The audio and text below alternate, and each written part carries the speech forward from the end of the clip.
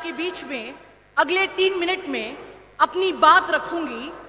भारत के कोने कोनों में लगभग 150 पुलिस थानों में महिलाओं के खिलाफ हो रही हिंसा के लिए अपराध दर्ज किए होंगे, लेकिन एक और जहां केवल 150 केसेस हिंसा के रजिस्टर किए जा रहे हैं, उसी और इन अगले 3 मिनट में देश के कोने कोनों में हजारों ऐसी बच्चियां होंगी जिनको छेड़ा जा रहा होगा, जिन्हें किसी बंद कमरे में बिठाकर जबरदस्ती दारू पिलाई जा रही होगी, जिनसे ये कहा जा रहा होगा कि तुमने पढ़ाई तो कर ली लेकिन अपने भाई के बराबर का हक मत मांगो।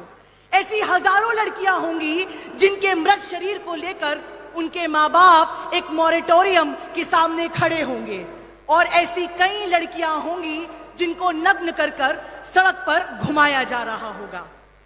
ये सब कुछ भारतवर्ष में अगले 3 मिनट में घटेगा, लेकिन सवाल है कि इस चुप्पी के साम्राज्य पर बोल कौन रहा है। एक तरफ प्रधानमंत्री मोदी, जिन्हें ये तक नहीं पता कि महिलाओं के खिलाफ हो रही हिंसा कोई नई बात नहीं है। यदि इतिहास को देखें तो दूसरे विश्व युद्ध से हमें पता है कि जब 2 गुट आपस में लड़ते हैं तो महिलाओं के शरीर को एक पॉलिटिकल टूल, एक पॉलिटिकल वेपन बनाया जाता है अपने प्रतिद्वंदी को नीचा दिखाने के लिए। लेकिन प्रधानमंत्री कहते हैं कि मणिपुर में जो घटना घटी वो बहुत ही दुर्भाग्यपूर्ण है, उसे मणिपुर की बड़ी हो रही हिंसा से अलग करने की कोशिश करते हैं। दूसरी ओर महिला बाल विकास मंत्री, जिन्हें मेरे ख्याल से केवल राहुल गांधी ट्रोल मिनिस्टर बनाया जाना चाहिए, वो कहती हैं कि मुख्यमंत्री जी से मेरी बात हो गई, सब कुछ चंगा सी। मैं उन स्मृति ईरानी जी से पूछना चाहती हूं कि क्या आपको लगता है कि इस देश में महिलाओं के मुद्दे जो हैं वो एक बास्केटबॉल पे चल रहे किसी खेल की तरह है, कि जब विपक्ष आपके सामने महिलाओं का कोई मुद्दा लेकर आए तो आप उसको बास्केटबॉल समझकर कोर्ट के दूसरी ओर फेंक दें और कहें कि पूछिए बिहार में क्या हो रहा है, देखिए छत्तीसगढ़ में क्या हो रहा है, लेकिन इस मुद्दे पर बात करने के अलावा सारी जगह बात करें। यदि हम अमेरिका में देखें तो जॉर्ज फ्लॉयड की मृत्यु के बाद जब ब्लैक लाइव्स मूवमेंट चालू हुआ तो कई लोगों ने ये सवाल किया, कई लोगों ने ये बात उठाई कि ऑल लाइव्स मैटर, और ये एक बड़ा षड्यंत्र है दलितों और पीड़ितों की तरफ से ध्यान हटाने का, और यही मुहिम भारत में भी चल रही है। मैं आप सबसे कहना चाहती हूं कि इस चुप्पी के साम्राज्य को तोड़ने के लिए क्या आप साथ देंगे, क्योंकि कांग्रेस के पास इस चुप्पी को तोड़ने के लिए एक परंपरा है जो भाजपा के पास नहीं है।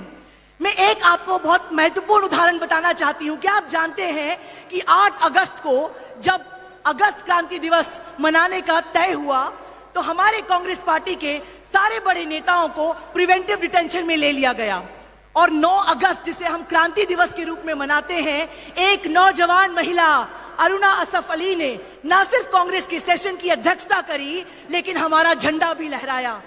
तो हमारे पास वो एक परंपरा है जो आज श्रीनिवास सर, कृष्णा सर और यूथ कांग्रेस ने इस मंच पे भी दिखाई कि हम महिलाओं को, हम बहनों को बराबर का अधिकार देंगे। तो वो स्मृति ईरानी जो पूछती है कि क्या महिलाओं में, कांग्रेस की नेत्रियों में ये दम है कि जिन महिलाओं के खिलाफ में कुछ हो रहा है उसके लिए आवाज उठाएं, हम कहना चाहते हैं कि ये मंच ये सबूत है कि कांग्रेस पार्टी हमेशा से महिलाओं के अधिकारों के लिए लड़ी है और लड़ती रहेगी। लेकिन अंत में जाते जाते मेरे आप सभी भाइयों से, बहनों से एक ही कहना है, हम यहाँ बेहतर भारत की बुनियाद रखने आए हैं, और ये बेहतर भारत की बुनियाद कैसी हो ये हमारे संविधान ने पहले ही स्पष्ट कर दिया, 3 शब्दों में परिभाषित कर दिया, स्वतंत्रता, समता और बंधुत्व। और ये समता की लड़ाई ना सिर्फ बहनों की है लेकिन आपकी भी है। तो मैं कुछ कविता आपके सामने पढ़ना चाहूंगी जो मेरा आज आपके लिए संदेश है। मेरा संदेश है शोर मचा। तो जब मैं आपकी तरफ इंगित करूंगी हॉल में जोर से आवाज आना चाहिए। एक साथ आपको क्या कहना है जब मैं आपकी तरफ इंगित करूंगी? शोर मचा। अरे धीमे धीमे क्या कहता है, शोर मचा, ये हाकिम जरा ऊंचा सुनता है। गूंगों के बीच में गूंगा हो जाएगा। अरे गूंगों के बीच में गूंगा हो जाएगा, तू तो शोर मचा सकता है। जब अपने हक की लड़ाई और आवाज के लिए दस्तक चलाने से हक ना मिले, शोर मचाने से हक मिलता है। देखिए, हम सबको केवल एक ही चीज ध्यान रखना है कि यहां पे उपस्थित युवा कांग्रेस का हर एक सिपाही यदि ये तय कर ले कि हम डरेंगे नहीं, हम लड़ेंगे, हम जीतेंगे और शोर मचाए, तो मुझे लगता है कि आज श्रीनिवास सर और कृष्णा सर ने जो बेहतर भारत की बुनियाद का सपना यहां देखा है, जो मेरे नजर में 2 लाइनों में परिभाषित हो सकता है श्री रविंद्रनाथ टैगोर की पंक्तियों में कि where the mind is without fear and the head is held high. एक ऐसा देश जहां मेरा शीश झुके नहा, जहां मेरे कंधे लटके नहा, जहां मेरी आंखों से आंसू ना बहे, जहां मैं भी एक लड़की लड़ पाऊं। एक ऐसी बेहतर भारत की बुनियाद हम सबको मिलकर गढ़ना है। बहुत बहुत धन्यवाद। जय हिंद, जय भारत।